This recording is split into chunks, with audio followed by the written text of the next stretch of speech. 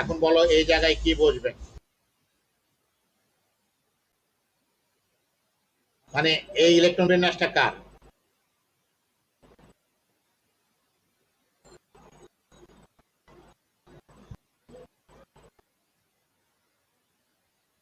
বলে দেব, না পারলে বলে দেব। শৈলী,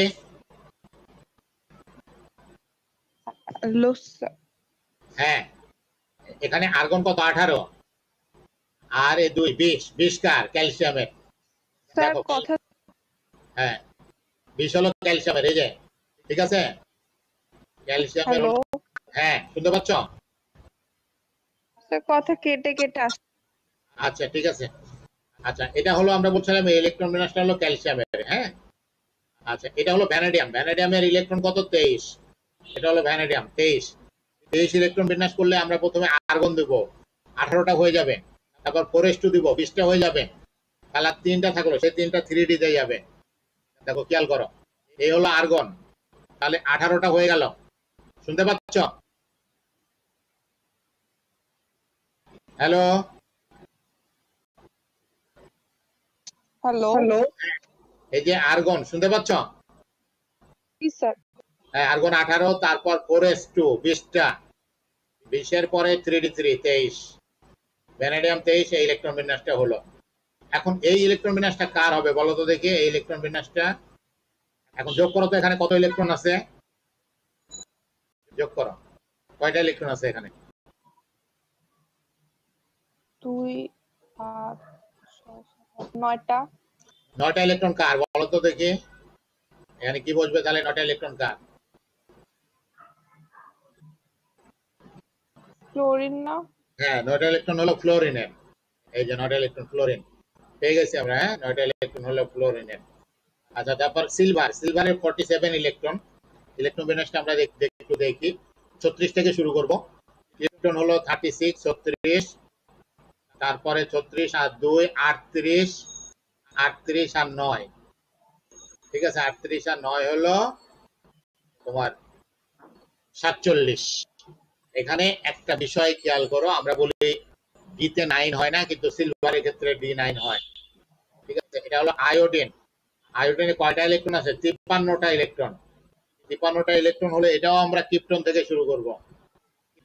ক্রিপ্টন হলো 36, 36, 38, 48 আর 5 53 হয়েছে। যোগ করে যোগফলটা দেখো, ক্রিপ্টন 36, 36 আর 2 38, 38 48 53। এটা কার হবে দেখো? ক্রিপ্টন 36, 36 আর 2 38, 38 আর 10 48, 48 আর 6 54, 54 কার? জেননের। তাহলে এবার জেনন বসবে, এই যে জেনন, দেখো পাইছো, এই যে জেনন। আচ্ছা, এরপর আসো, এখানে আমরা একটা ইলেকট্রন বিন্যাস দেখতে পাচ্ছি, এটা হলো আয়রন। কিন্তু আয়রনের ইলেকট্রন বিন্যাস হিলিয়াম থেকে শুরু করলে হবে না। আয়রনের ইলেকট্রন বিন্যাস শুরু করতে হবে আর্গন থেকে, ওর নিকটতম নিষ্ক্রিয় গ্যাস। এবং কিন্তু বেশিটা হবে না, ওর থেকে কম পারমাণবিক সংখ্যা বিশিষ্ট নিষ্ক্রিয় গ্যাস, ওর থেকে কম ইলেকট্রন সংখ্যা বিশিষ্ট ইলেকট্রন গ্যাস। হিলিয়াম দিয়ে শুরু করে হবে না, এটা আমাদের এটা বাদ। আমরা শুরু করব আর্গন থেকে। এই যে আর্গন, তাহলে আর্গন হলো 18, আর 2 20, আর 6 26। আয়রনে হলো 26টা ইলেকট্রন, 26টা ইলেকট্রন আছে। বুঝতে পেরেছো? আচ্ছা, এটা এরপর একটা অনেক জটিল, এটা আমরা যাব না, এটা বাদ দিয়ে দিই। আচ্ছা, এখন আসি। এখন পাউলি কি বলেছিল? এই যে পাউলির ছবি আমরা দেখতে পাচ্ছি, সাধারণ নিয়ম, পাউলির বর্জন নীতি। আমরা অনেকবার বলেছি যে পাউলির বর্জন নীতিটা কি হবে। পাউলির বর্জন নীতি হলো প্রতিটি অরবিটাল বিপরীত স্পিনের সাথে 2টি ইলেকট্রন ধরে রাখতে পারে। এই যে একটা স্পিন, এই যে আরেকটা স্পিন, ঠিক আছে। এই হলো একটা স্পিন আমরা দেখতে পাচ্ছি এখানে, আর একটা স্পিন হলো বিপরীত দিকে, একটা উপরের দিকে, একটা নিচের দিকে, ঠিক আছে। আচ্ছা, এইটা আমরা অনেকবার দেখেছি, এটাকে আমরা অলস ভাড়াটিয়া বিধি বলবো। মানে যে প্রথমে নিম্ন শক্তির অরবিটাল প্রবেশ করবে। অলস ভাড়াটিয়া কি জন্য বলা হলো? যে আমরা ধরো বাড়ি ভাড়া দিয়েই মানুষ তখন ওই যে উপরের দিকে নিতে চায় না, কষ্ট করে উঠতে হবে, এই জন্য অলস ভাড়াটিয়া বিধি বলা হয়েছে এটাকে। ঠিক আছে, প্রথমে নিম্ন শক্তির অর্থাৎ নিচের তালাগুলো পূর্ণ করে, তারপর উপরের তালাগুলো পূর্ণ করে। যদিও ঢাকাতে একদম নিচ তালাটি নিতে চায় না, ইলেকট্রন সর্বনিম্ন শক্তির অরবিটাল পূরণ করে। এটা হলো অলস ভাড়াটিয়া বিধি, তাই না? উপরের দিকে উঠতে শক্তি লাগে, খরচ লাগে। এখন সাধারণ নিয়ম আমরা দেখবো হুন্ডের নীতি, খালি বাসের আসন বিধি। খালি বাসে যখন উঠে, পাবলিক বাসে, হ্যাঁ, তখন মানুষ আগে যেগুলো ফাঁকা থাকে ওই সিটগুলো পূর্ণ করে, পূর্ণ করার পর যখন পূর্ণ হয়ে যায় তারপর যেগুলো জোড়া হতে শুরু করে। একই উপশক্তি স্তরের মধ্যে জোড়া হওয়ার আগে অরবিটালে একটি করে ইলেকট্রন প্রবেশ করবে। খালি বাসের আসন বিধি আমরা এটাকে বলছি। হ্যাঁ, প্রথমে এই যে একটা যাবে ইলেকট্রন, তারপরে এখানে একটা ইলেকট্রন যাবে, তারপরে এখানে ইলেকট্রন যাবে, তারপর জোড়া হবে। তাহলে এখানে যেটা দেখানো হয়েছে এটা ভুল, কারণ এটা ফাঁকা রেখে এখানে জোড়া হয়েছে, এখানে জোড়া হয়েছে। এটা যেটা সেটা ঠিক আছে। হ্যাঁ, যে আমার এখানে একটা যাওয়ার পর এখানে একটা গেছে, এখানে একটা গেছে, তারপর অবশিষ্টটা জোড়া হয়েছে। তাহলে আমরা দেখতে পাই যে এটা রাইট, এটা রং, এটা রাইট ঠিক, এটা রং, কেটে দিলাম এটা আমরা। হ্যাঁ, এই এটা রং। আচ্ছা, নোটেশন আমরা যখন দেখাই, দেখো অরবিটাল ডায়াগ্রাম, এই অক্সিজেন, এটা 8টা ইলেকট্রন আসছে। এই হলো 1s, 1s এ কয়টা ইলেকট্রন? 2টা ইলেকট্রন বিপরীত স্পিনের। এই হলো 2s, 2s এ কয়টা ইলেকট্রন? 2টা ইলেকট্রন বিপরীত স্পিনের। এই হলো তারপর 2p, 2p তে 2টা ইলেকট্রন বিপরীত। প্রথমে আগে একটা একটা করে পূরণ করলো, দেখতে পাচ্ছ? জি স্যার। একটা একটা করে পূরণ করার পর এবার বিপরীত স্পিনের পূরণ হলো। এই ইলেকট্রন বিন্যাসটাকে আমরা 1s2, 2s2, ঠিক আছে, তারপরে হলো 1s2, 2s2, তারপরে হলো তোমার 2p4। আচ্ছা, নোটেশন বিস্তারিত ইলেকট্রন বিন্যাস যদি আমরা লিখি, সালফার দেখো 16টা ইলেকট্রন আছে, 1s2, 2s2, 2p6, 3s2, 3p4, 16টা electron. যোজনী ইলেকট্রন কোনটুকু? এইটুকু হলো যে এইটুকু হলো যোজনী ইলেকট্রন। বাইরের শক্তি স্তরের ইলেকট্রন গুলোকে আমরা যোজনী ইলেকট্রন বলি। ঠিক আছে, 3s2, 3p4, অর্থাৎ মোট 6টা ইলেকট্রন হলো যোজনী ইলেকট্রন। আর এই ভিতরের শক্তি স্তর গুলোকে আমরা বলি ভিতরের ইলেকট্রন। এগুলো বন্ধন গঠনে, যোজনী গঠনে কোনো তোমার ইয়া করে না, এগুলো হলো মূল ইলেকট্রন।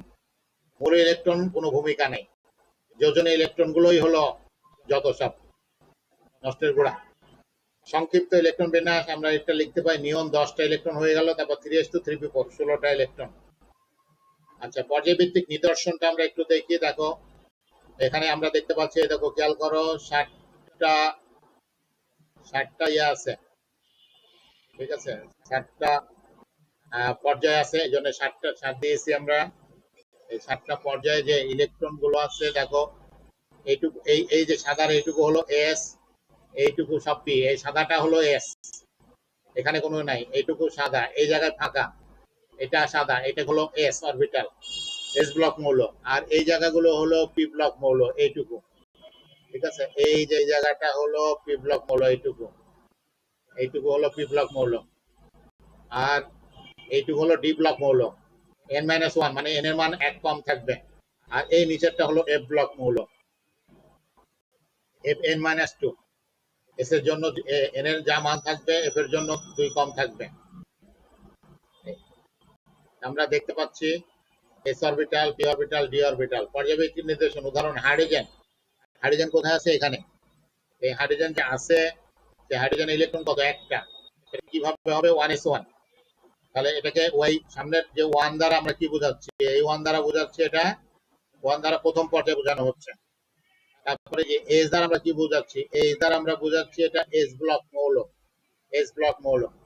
তারপরে যে 1, এই 1 দ্বারা আমরা কি বোঝানো হচ্ছে? এই 1 দ্বারা বোঝানো হচ্ছে এস ব্লকের প্রথম কলাম। ঠিক আছে, একটা ইলেকট্রন।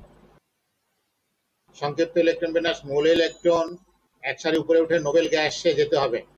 আমরা আমাদের যেখানে বলবে, মানে যেই যত পারমাণবিক সংখ্যা বলবে সেখান থেকে এক সারি উপরে উঠে যাব। পর্যায় সারণীতে যত পারমাণবিক সংখ্যা বলবে সেটা খুঁজে বের করব, বের করে এক সারি উপরে উঠে যাব, যে নোবেল গ্যাসে যাব। তারপরে যোজনী ইলেকট্রন, পরবর্তী সারিতে প্রত্যেকটা উপশক্তি স্তরের ইলেকট্রন পূরণ করতে হবে, তাহলে আমরা পেয়ে যাব। আমরা এখানে একটু দেখাচ্ছি সেটা, এইটুকু বলছি এস, এটাও এস, এইটুকু পি, এটা হলো ডি, এখানে এফটা নিচে এখানে দেখানো হয়েছে। আমরা এখানে একটু খেয়াল করো, দেখো এখানে আমরা উদাহরণ দিব জার্মানিয়ামের জন্য। এই যে জার্মানিয়ামের ইলেকট্রন কত সেটা আমরা দেখি। এই জার্মানিয়ামের জন্য আমরা একটা উদাহরণ দেব। জার্মানিয়াম এই যে এখানে আছে, জার্মানিয়াম 32। জার্মানিয়াম থেকে কোথায় উঠবা? এই উপরে উঠবা, একটু খেয়াল করো, উপরে উঠলো, এই যে নোবেল এসে গেল। ঠিক আছে, এই যে এখান থেকে এখানে উঠে এই হলো নোবেল এসে গেল। আর প্রথমে উপরে উঠতে হবে, আমরা বলছিলাম এক সাইডে উপরে উঠতে হবে। উঠার পর এখন এগুলো সব পূরণ করতে থাকবো, দেখাচ্ছি। আর্গন 18 হলো, এরপর পূরণ হচ্ছে, দেখো S1 S2 পূরণ হলো, 4s2 পূরণ হয়েছে, এটা 4s2, এই জায়গাটা হলো 4s2। 4s2 পূরণ হওয়ার পর এখন 3D সব পূরণ হয়ে গেল, এই যে 3D10। তারপরে এখন 3D পরে এখানে কি আছে, এগুলো পি, আবার 4p, 4p2। এই হলো ইলেকট্রন বিন্যাস। তাহলে আমরা কি লিখলাম, দেখো প্রথমে একসাথে উপরে উঠে আর্গনে গেলাম, আর্গন লিখলাম, তারপরে সবগুলো পূরণ করতে থাকলাম। পূরণ করতে থাকলে আমার ইলেকট্রন বিন্যাস হলো এখানে 4s2, তারপর 3D10, এখানে 4p2। এভাবে আমরা যে কোনো মৌলের ইলেকট্রন বিন্যাস করে ফেলতে পারবো। বুঝতে পেরেছো? জি স্যার। তারপরে আমরা স্থায়িত্ব যাই। স্থায়িত্ব আমরা একটু দেখবো যে কিভাবে স্থায়িত্বটা হয়। সম্পূর্ণ শক্তি স্তর যদি থাকে তাহলে স্থায়িত্ব হবে। যেমন এই নিষ্ক্রিয় গ্যাসগুলো সম্পূর্ণ শক্তি স্তর পরিপূর্ণ থাকে এখানে, হ্যাঁ, নিষ্ক্রিয় গ্যাসে। তাহলে নিষ্ক্রিয়